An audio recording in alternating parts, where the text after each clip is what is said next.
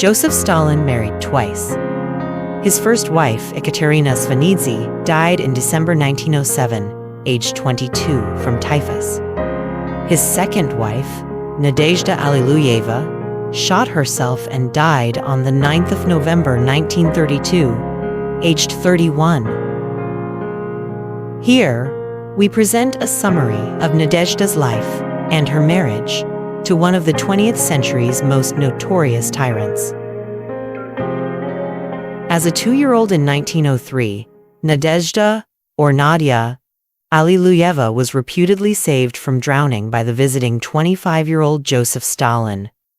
When staying in St. Petersburg, later called Petrograd, Stalin often lodged with the Alliluyev family. We don't know for sure, but he may have had an affair with Olga Alliluyeva, Nadia's mother, and his future mother-in-law.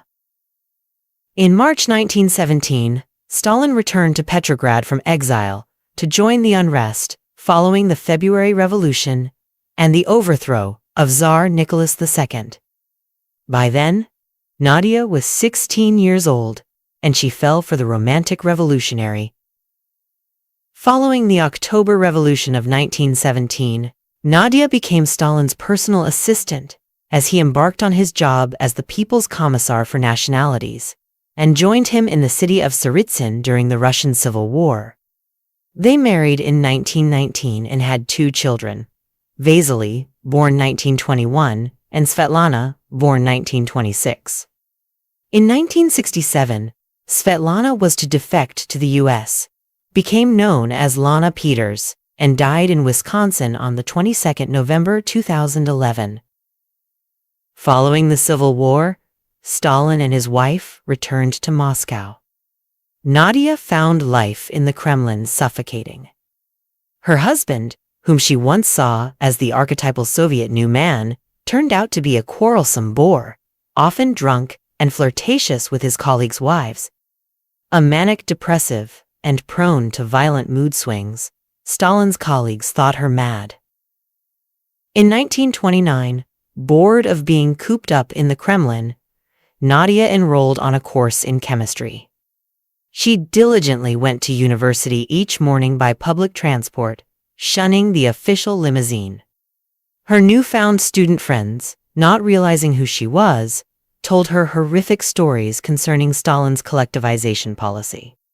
When she confronted her husband, accusing him of butchering the people, he reacted angrily and had her friends arrested. Days before her death, according to her daughter, Nadia confided to a friend that nothing made her happy, least of all her children. On the evening of the 8th of November 1932, Stalin and Nadia hosted a banquet to celebrate the 15th anniversary of the October Revolution. They often argued, and this party was no different, with Nadia accusing Stalin of being inconsiderate towards her. His response was to humiliate her in front of their guests by flicking cigarettes at her and addressing her, "Hey, you!" Nadia stormed out. Molotov's wife chased after her, and together they walked around the Kremlin grounds until Nadia calmed down and retired to bed. The following morning, servants found Nadia dead. She had shot herself with a pistol given to her by her brother, Pavel Alliluyev, as a present from Berlin. Pavel, who was there that morning and comforted his grieving brother-in-law, would die in suspicious circumstances 6 years later, aged 44. Indeed, most of the Alliluyev clan would suffer early deaths on the orders of Stalin. His daughter, Svetlana Alliluyeva, wondered whether Stalin would eventually have had her own mother arrested. Straight away, the rumor was that Stalin himself had killed her.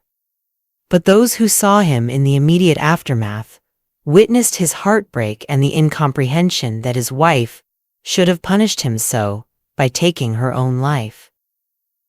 Nadia had left a note for Stalin which, according to Svetlana, was both personal and partly political.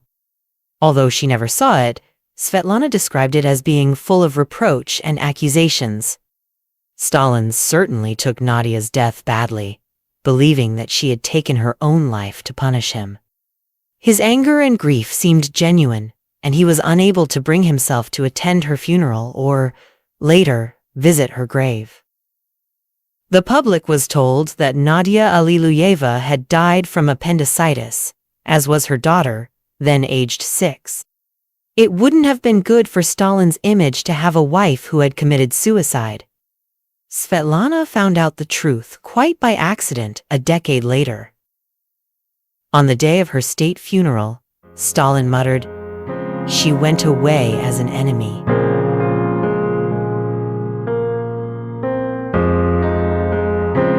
Thank you for watching.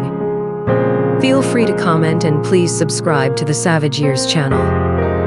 And don't forget to hit the bell icon to be notified of future episodes covering the World Wars, the Cold War, German, Russian, and Soviet history, and much more.